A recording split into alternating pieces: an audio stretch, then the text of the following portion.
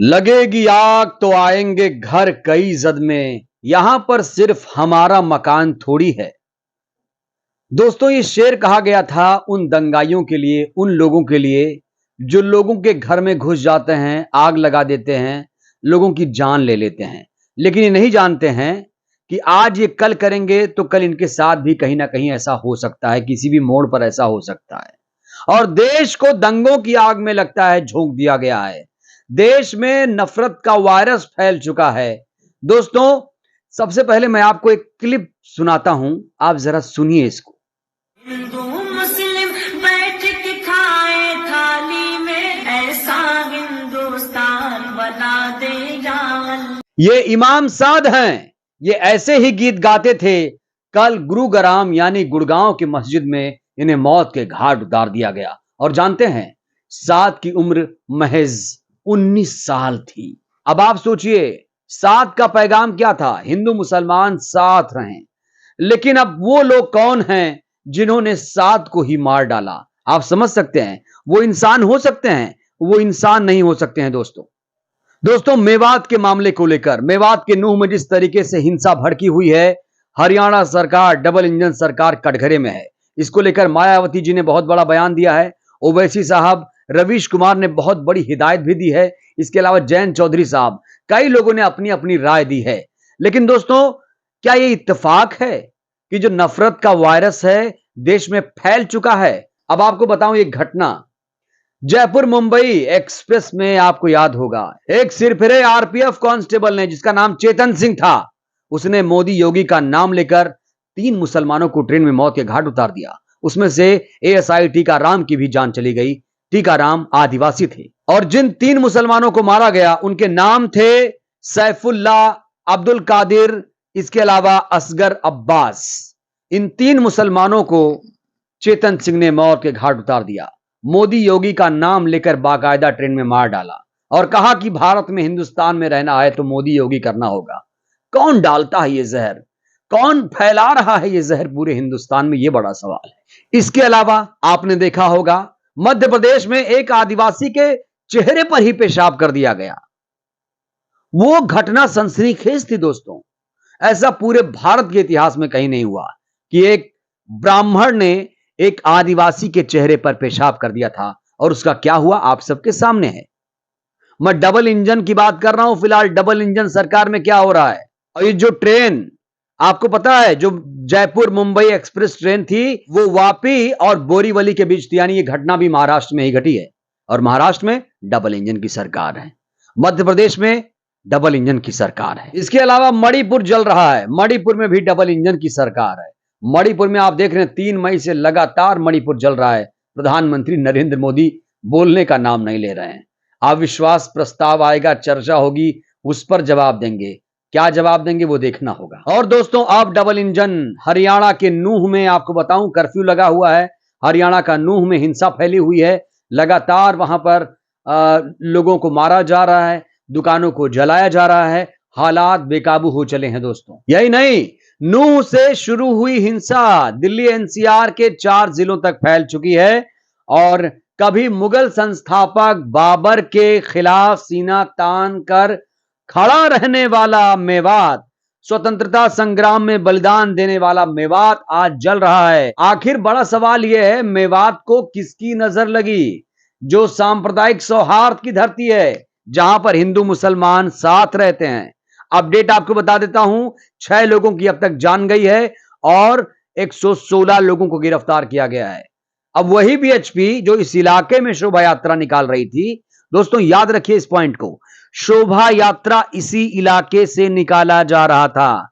अब शोभा यात्रा इस इलाके से निकाला जा रहा था, जाहिर सी बात है सरकार ने परमिशन दिया होगा।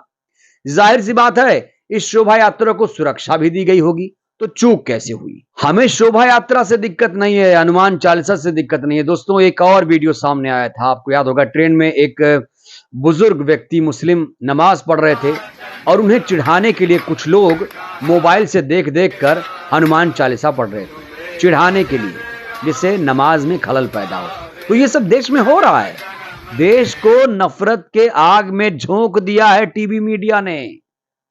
अगर अभी नहीं आप लोग सुधरे तो आप लोग भी जलकर राख हो जाएंगे। तो अब देखिए डबल इंजन की सरकार कहां कहां फेल हो रही है। मणिपुर, मध्य प्रदेश, हरियाणा, महाराष्ट्र, ये तमाम वो घटनाएं बताने के लिए काफी हैं कि डबल इंजन में क्या कुछ हो रहा है। रिपोर्ट तो यह भी आई है कि हिरासत के मौत के मामले में गुजरात सबसे आगे है। खुद लोकसभा में इसको लेकर गृह राज्य मंत्री ने बयान दिया है। दोस्तों, ये जो घटनाएं घट रही हैं उसकी जिम्मेदार कौन है? सरकार तो है ही है, लेकिन जो उकसा रही है लोगों को वो है टीवी मीडिया, गोदी मीडिया, जो नफरत की इंतहा उसने लोगों के दिलों में भर दी है। उसने नफरत का वायरस लोगों के दिलों में डाल दिया है कि अगर कहीं मुसलमान दिखे तो आप सीटी मारो, कहीं कोई नमाज पढ़े हनुमान चालीसा तुरंत पढ़ने लगो, टोपी देखते ही भड़क जाओ, उल जुलूल हरकतें करने लगो। यानी ये सब क्या हो रहा है? ये हमारे भारत में, हमारे इंडिया में ये हो क्या रहा है? जहां पर मोहब्बत की दुकान सजनी चाहिए वहां पर इस तरह की हिंसा, इस तरह की नफरत क्या बर्दाश्त होनी चाहिए?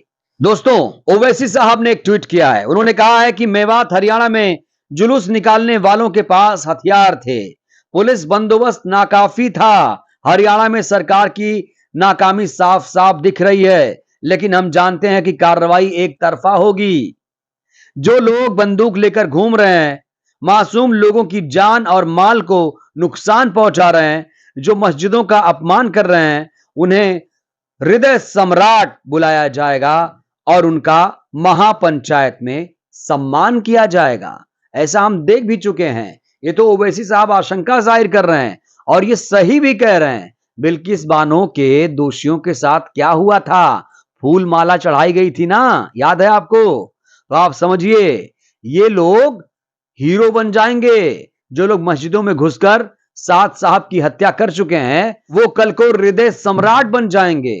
निष्पक्ष कार्रवाई की उम्मीद क्या हो सकती है इस सरकार से? तो दोस्तों, मैं कहना क्या चाह रहा हूं? मैं कह रहा हूं कि नफरत का जहर टीवी मीडिया से आ रहा है और रवीश कुमार खास तौर से गोदी मीडिया से नाराज हैं। आज से नहीं, कई सालों से वो गोदी मीडिया को लेकर हमला बोलते रहे। एक बार फिर से उन्होंने गोदी मीडिया पर प्रहार किया है और इस बार न्यूज 18 को खास तौर से निशाने पर लिया है।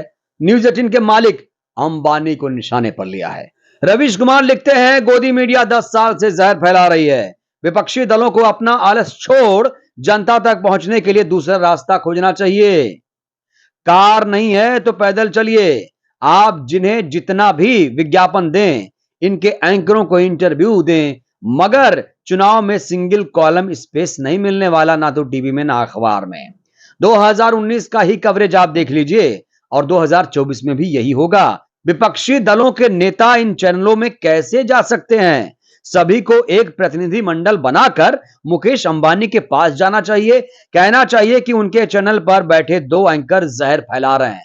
2 एंकरों की तरफ उनका इशारा है। एक तो चमन अमन चोपड़ा, एक गुल्लू नाम का एंकर है। दोस्तों, गुल्लू नाम का, उसे अमीश देवगन कहते हैं। अमीश देवगन और चमन अमन चोपड़ा खास तौर से इनके निशाने पर है। नाम नहीं लिखा है उन्होंने, लेकिन उनका इशारा इन्हीं दोनों चमनों पर है। इन्होंने लिखा, आप क्यों इन एंकरों के सामने लाचार हैं अंबानी जी? क्या ये एंकर अंबानी समूह के मालिक हैं? एनबीडीएसए ने फाइन किया है, सुप्रीम कोर्ट की कई टिप्पणियां हैं। फिर जनता के बीच जाकर हर भाषण में इन चैनलों और अखबारों के बारे में बताना चाहिए। हर रैली और हर पदयात्रा में अगर इतना नहीं कर सकते तो फिर घर में रहिए। जो गोदी मीडिया से नहीं लड़ रहा है वो लड़ ही नहीं रहा है, बाकी सब खाना पूर्ति है। तो समझिए आप, असली विलन है गोदी मीडिया। असली विलन है गोदी मीडिया। मैं तो बार बार कहता हूं कि 2 ही खबरें हैं, एक हिंदू मुसलमान, एक मंदिर मस्जिद। इनके लिए यही खबरें हैं। इनके लिए ना तो बेरोजगारी ना तो महंगाई। हिंदू मुसलमान मंदिर मस्जिद ढपली का राग ये गोदी मीडिया लगा रहा है और आप लोग देखकर ताली बजाते रहिए, घंटा बजाते रहिए। दोस्तों, एक और बयान इसी सिलसिले में जैन चौधरी साहब ने दिया है। उन्होंने कहा है अब और शोभा यात्रा ना निकले, इससे माहौल आगे और खराब होगा। जैन साहब कहते हैं कि शोभा यात्रा की वजह से ऐसा हुआ। शोभा यात्रा मेवात के नूह से ही निकल रही थी। मुसलमानों का पॉपुलेशन उससे ज्यादा यहां पर, अब कुछ ना कुछ तो चिबिल्लई टाइप की यहां पर हुई होगी जिससे ये हिंसा भड़की है। दोस्तों, सबसे करारा हमला बोला है बहन कुमारी मायावती जी ने। बहन कुमारी मायावती जी ने कुछ बिंदुओं को उजागर किया है जिस पर आपको ध्यान देने की जरूरत है। उन्होंने एक बात कही, उन्होंने अपने प्रेस कॉन्फ्रेंस में एक बात कही कि शोभा यात्रा, जुलूस, धरना प्रदर्शन, ये सरकार इसकी परमिशन देती है। जब परमिशन मिलती है तो सुरक्षा भी मिलती है, और ऐसे जब कहीं हिंसा होने वाली होती है तो उसमें खुफिया तंत्र जो होता है वो काम करता है। अब जाहिर तौर पर सिक्योरिटी में कहीं ना कहीं विफलता है, खुफिया एजेंसियों में खुफिया तंत्र कहीं ना कहीं विफल रहा। जाहिर तौर पर उन्होंने कहा कि ये पूर्ण रूप से सरकार की विफलता है। सरकार ने अगर चाहा होता, उसकी नीयत होती, तो ये हिंसा मेवात नूह में नहीं होती। यानी जो खट्टर सरकार है उसमें हिंसा रोकने की नीयत का पूरी तरह से अभाव है। यानी वो चाह ही नहीं रही, वो तो चाह रही है कि हिंसा बढ़े, ऐसा आरोप लगा रही बहन जी। उन्होंने याद भी दिलाया, मणिपुर का जिक्र किया, मेवात का जिक्र किया, कहा ये दर्दनाक और शर्मनाक घटनाएं हैं, ये देश में नहीं होनी चाहिए।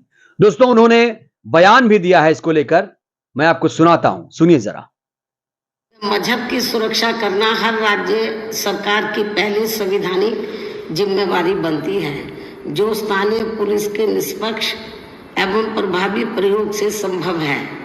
जैसा कि बीएसपी की सरकार ने यूपी में एक बार नहीं बल्कि 4 बार करके दिखाया। तो जान माल और मजहब के सुरक्षा की जिम्मेदारी सरकार की संवैधानिक जिम्मेदारी है, जिसमें खट्टर सरकार पूरी तरीके से फेल साबित हुई है। बहन जी ने कहा कि अगर सीखना है सरकार कैसे चलाना है तो आप देखिए जाकर, उत्तर प्रदेश में 4 बार मुख्यमंत्री रह चुकी हैं बहन कुमारी मायावती जी। उन्होंने कहा है कि वो जो शासन मैंने चलाया है, जहां कोई हिंसा नहीं होती थी, जहां पे असली रामराज हुआ करता था, वहां से सरकारों को सीख लेने की जरूरत है। उन्होंने केंद्र सरकार से मांग की है कि सांप्रदायिक सद्भाव, भाईचारा, प्रेम, अमन सब लाने के प्रयास तुरंत शुरू हो जाने चाहिए। ना सिर्फ खट्टर सरकार की यह जिम्मेदारी है, बल्कि केंद्र की मोदी सरकार को भी इसमें बढ़ चढ़कर हिस्सा लेना चाहिए। तो दोस्तों, जैसा कि आपने देखा कि जिस तरीके से नफरत का वायरस है वो पूरे देश में फैल चुका है। अब ये हम लोगों के ऊपर ही जिम्मेदारी है, नागरिकों के ऊपर यह जिम्मेदारी है कि जहां से वायरस फैल रहा है उसे रोका जाए। अपने बच्चों को टीवी देखने से रोकिए, नहीं तो आपके बच्चे भी कल को टाइम बॉम्ब बन जाएंगे। दोस्तों, देर नहीं लगेगी। अपने बच्चों को शिक्षा दीजिए, अच्छी शिक्षा दीजिए, उन्हें मोहब्बत की भाषा समझाइए, जिससे आने वाली पीढ़ी मोहब्बत से हिंदुस्तान में रह सके। आने वाली नस्लों के लिए हम ऐसा हिंदुस्तान बनाएं जिससे वो नस्लें अपने पुरखों पर गर्व कर सकें, फख्र कर सकें। और जाहिर तौर पर डबल इंजन की सरकार की ये विफलता है। 2024 का चुनाव भी चल रहा है, तमाम तरह के प्रयोग भी चल रहे हैं। 2024 1 जनवरी को राम मंदिर का गेट भी खोल दिया जा रहा है। यानी कुल मिलाकर सियासत में धर्म का बखूबी इस्तेमाल शुरू हो गया है, और मीडिया खास तौर से धर्म, नफरत, हिंदू मुसलमान, मंदिर मस्जिद को लेकर चल रहा है। और इसीलिए चेतन सिंह जैसे नफरती पैदा होते हैं, जो मोदी योगी का नाम लेकर मुसलमानों पर गोली चला देते हैं। कोई आदिवासी के मुंह पर पेशाब कर देता है, और कोई महिलाओं को नंगा करके उन्हें घुमाता है। दोस्तों, इन घटनाओं पर सोचने की जरूरत है। सियासत अपनी जगह है, लेकिन हम सोशली चाहते हैं कि आप अपने बच्चों को अच्छी परवरिश दीजिए, शिक्षा दीजिए, टेलीविजन से दूर रखिए। फिलहाल के लिए इस वीडियो में इतना ही। इस वीडियो को मैं चाहता हूं ज्यादा से ज्यादा लोगों तक शेयर करिए, जिससे लोग जागरूक हों, और वीडियो को लाइक करिए, चैनल को सब्सक्राइब करिए। जय भारत, जय संविधान।